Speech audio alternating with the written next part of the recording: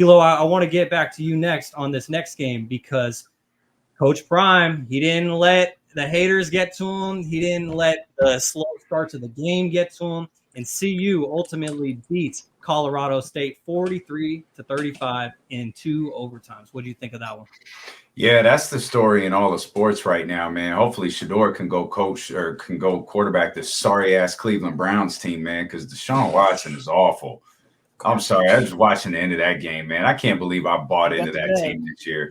Deshaun stinks, dude. He's like frustratingly bad right now. Oh, my God. But it's so frustratingly bad. To your question about Colorado, like that's one of the biggest stories in all of sports right now. And it's different. It's exciting. I mean, Deion has always been a guy. Coach Prime has always been a guy that's commanded attention, regardless of what he does. He commanded attention when he was at Florida State. He commanded attention when he was with the Atlanta Falcons. He commanded attention when he played for the Atlanta Braves and the Atlanta Falcons. He commanded attention when he played for them both on the same day.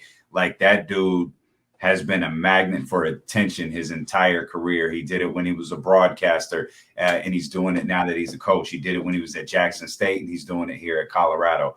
He's been one of my favorite athletes for a long time. So to watch this story kind of unfold the way it has, knowing it has a shelf life. So being able to enjoy these last 3 weeks is pretty awesome. They obviously got a tough match against Oregon coming up. They got a tough game against Oregon coming up this weekend. USC is right around the corner. Those are going to be really, if this thing managed to continue through into that USC game, it's going to be crazy. Like Oregon, I think most people expect them to lose to Oregon as they should. But if they somehow sneak one more and get past Oregon and head into that USC game with 2 undefeateds right there, that's going to be crazy. And even if they don't, it's a great story what Deion Sanders is doing at Colorado. It's a great story for college football. It's a great story for the culture. It's a great story for recruiting. Like I'm loving watching this thing unfold. I'm loving how many, casual eyes it's bringing to college college football. And I'm loving how much people are invested in this Colorado Buffalo story with Deion Sanders and Shador Sanders as well.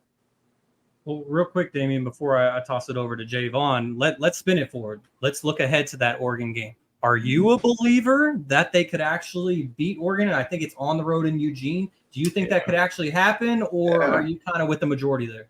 No, why couldn't it?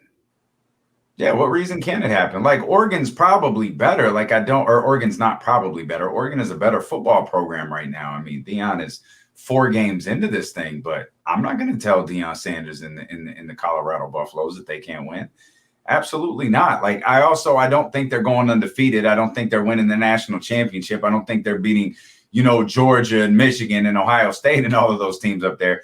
I'm going to enjoy this I'm going to enjoy watching Colorado all season. I'm going to enjoy this story in terms of its kind of mainstream run for as long as it lasts. Now, I don't know how many losses it takes before it truly dies down. But again, these 2 weeks are tough. I think they could beat Oregon. Am I betting on it? I'm not going to bet on them beating Oregon, but I'm not going to bet against them at any point this season either. Well, Jaevon is the betting man on this podcast. So not only how do you feel about the double overtime win for the Buffs, but are you going to bet on CU to beat Oregon, Jaevon? By the way, Hotline went 3-1 this week. You guys might have won a little bit of money. Just going back to the game, we were watching Colorado State, Colorado at 10 o'clock at night. There are people, East Coasters. As Damian already said, I mean, he's bringing the culture to Colorado. Like you're seeing, Cam Ron's on the sideline. Kawhi Leonard was at the game. Kawhi Leonard was at the football game. He don't even show up to his own games. If you damn, we saw, sir, we saw Chauncey Billups was at the game. Kyle Lowry was at the game. Offset was at the game. Like everybody. Lil Wayne brought him out. The Rock like, gave a pep talk. Like that's crazy. This is masterful recruiting, by the way. Like, where else are you going to see like anybody that even at Georgia or Alabama? Like, yeah, we got Lil Wayne walking us out. We got Key Glock performing in the locker room after the game, after we won. So it's just like the little things that Deion brings just to the whole, he's changing the whole city, the whole everything is being changed. And that's the Prime effect. And that's one of one. Nobody else can do that besides Deion Sanders. Wait till he gets Megan Thee Stallion to bring him out, yo. That's you talking about. Man. This is game 3. Yeah. So I mean, they haven't even played. They haven't really dove into Pac-12 play yet.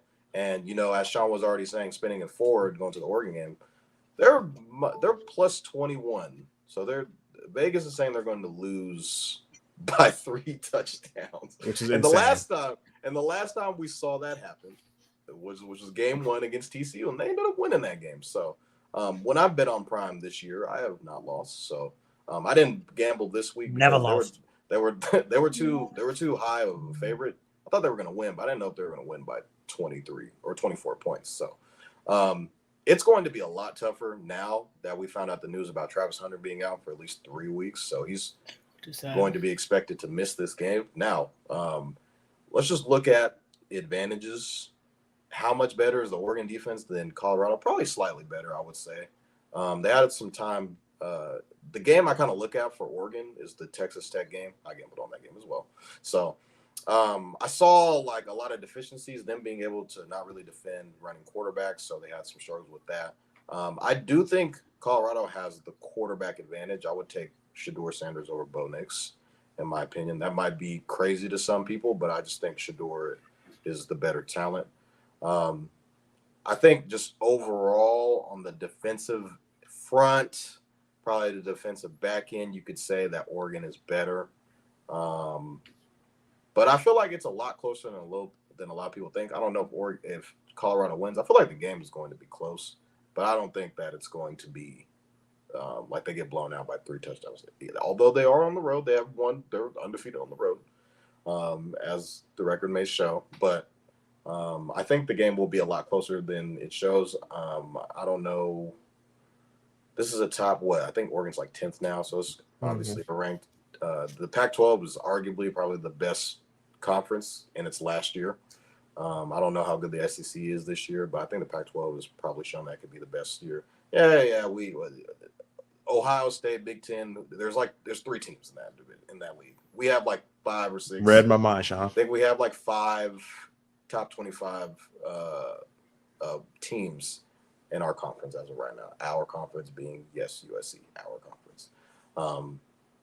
I just think that this game in general is going to come down to how many possessions can Colorado have, and can they stop the run, because they haven't really been able to do that well this year. So I think Colorado loses, but I don't think it'll be by 3 touchdowns. So bring a little sprinkle for the high line later.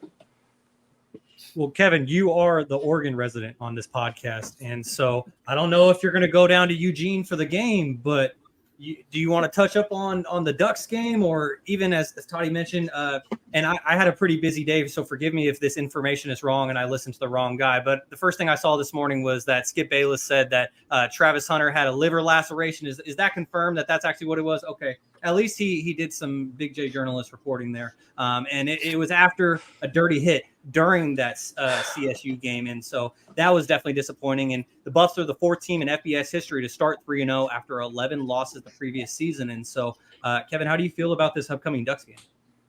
Hey, man, Colorado's going to go into Eugene and get the W. Guaranteed. And let me tell you why. Shedeur Sanders is the man. Toddy, I know you think the Heisman resigns in L.A., but I think it's on the way to Boulder. Shedeur Sanders is the clutchest player in college football. In 4th quarter, 84% completion rate, 26 of 31, 450 yards, 14.6 yards per attempt, and 5 touchdowns. He leads all quarterback in every category in the 4th quarter. He is the clutchest quarterback in college football. It's the Deion Sanders effect. He is prime time. Travis Hunter goes down. Everyone's sitting there wondering, what are they going to do? I don't know if you guys tuned into every episode, but a couple weeks ago, Toddy mentioned this guy, this big-time guy, this 5-star recruit, Kwamani McLean. So let me tell you guys a little bit about him. He's going to step in and fill these Travis Hunter shoes. Preseason All-American, 5-star, Freshman of the Year watch list, preseason true freshman All-American. They're not going to miss a beat. Deion Shador Sanders is going to go in here and lead this team on the road. They have weapons on weapons. So, yes, Travis Hunter's not going to be there, but they have the players to fill their roles. And like Toddy said, I think Bo Nix is not going to be the best quarterback on the field, and that's what it comes down to at the end of the day is who has the better quarterback, and I'm going to rock with Colorado any and every day. They're going to have to protect Shador, though. He's been taking a lot of sacks lately. I think Oregon's defensive front is pretty stout, so I feel like if they give Shador enough time to be able to throw the ball, then they'll be able to be in the game. Well, that's the thing that's really interesting too, and we're talking so much about Shador. Let's give a shout out to Shiloh as well because he had an impact in that Colorado State game. And we even saw, I don't know if the rest of you guys saw it, but I had to look it up on YouTube because I didn't want to have to tune in. I don't have cable, so I didn't want to tune in on CBS.com. But Deion Sanders was featured on 60 Minutes for the second time in 2 seasons. And they opened the program by saying, we usually don't profile the same subject 2 times in 2 seasons or even 2 times in 10 years. But Deion Sanders is that guy, and there's a reason for it. And so, Gary, I want to ask you more so just about the prime effect. How are you feeling overall about Colorado's outlook for the rest of the season? Because, as I mentioned, they're 3-0, and they're the 4th team to ever be 3-0 after losing 11 games the previous season. And it's definitely not the same team, not the same coach. Prime came in there, and he said, if you're not built to be with us, transfer. And there was like 50 guys who transferred. And so what do you think overall, Gary, about the program? I think the main takeaway that I was seeing from this game and seen so far from the season, what you guys basically said was that no one can do what Deion does. No one can do what Primetime does. If you think you can try to do this somewhere else, that you like D-Lo mentioned, Jaevon mentioned, and Kev mentioned, that, there's somebody special who's been special their whole life and been doing it their whole life, it's really hard to stop and recreate. So I think I'm on D-Lo's bandwagon of I'm gonna ride it out. Love to see them in the spotlight. You guys know I don't watch too much college football, so he's been bringing my eyes to every game and watching this 4th quarter, and it was crazy to see that even though it was a 20-point, like the betting odds were towards obviously Colorado winning big time, but I like to see the poise of Shador. I like to see the 4th quarter clutchness. I like to see the backs against the wall and show out and show up. So I'm gonna take them next week against Oregon just to go ride with the bandwagon here and just keep it rolling. All right. It'll be interesting for sure. And Kevin, I'm sure you might want to talk about the Ohio State University. Jaevon, you might want to talk about your guys at USC. And so, Kevin, I'm going to toss it to you first. Is there any other games from college football this past weekend that you want to get into before we move on?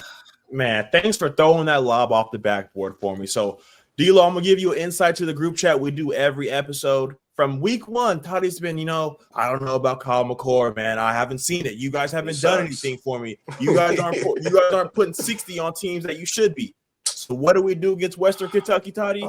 Smack your lips if you want to.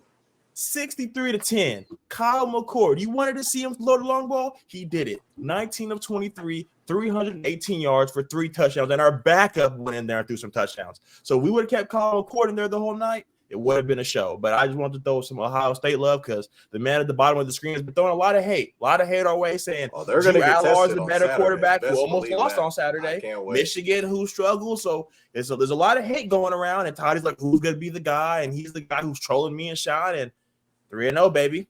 Still ranked above USC. So they traveled to South Bend on Saturday. So good luck with that. I know you recall my wedding, Toddy. Who won that game last year? Oh, no. Okay. I bet on you guys last year. Because I do. And you're going to bet on us Saturday. So what are you really saying? Just know Ohio State is on the hotline. They will be on the hotline this week. Wise choice. But I just think this past weekend kind of showed it wasn't really a great slate of games. There were a lot of kind of just like, all right, like this team could be tested by this team, but they shouldn't win. Like Tennessee ended up falling to Florida. Joe Miller didn't look too great. Wondering if they're going to go to their freshman, Nico. I can't really pronounce his last name, but he's going to be the truth. USC didn't play this week. There wasn't really the games, like the real deal, like college football starts to heat up this weekend. There's a great slate of games and a couple of features on the hotline that there will be. So I'm very excited for this weekend because this past weekend you kind of had to get through. K-State did lose to Missouri off of a 61-yard field goal made by Heartbreaking. a 300-pound kicker. I cannot believe what's going on. Like how it ended, it was insane. But yeah, this weekend will be a great slate of games.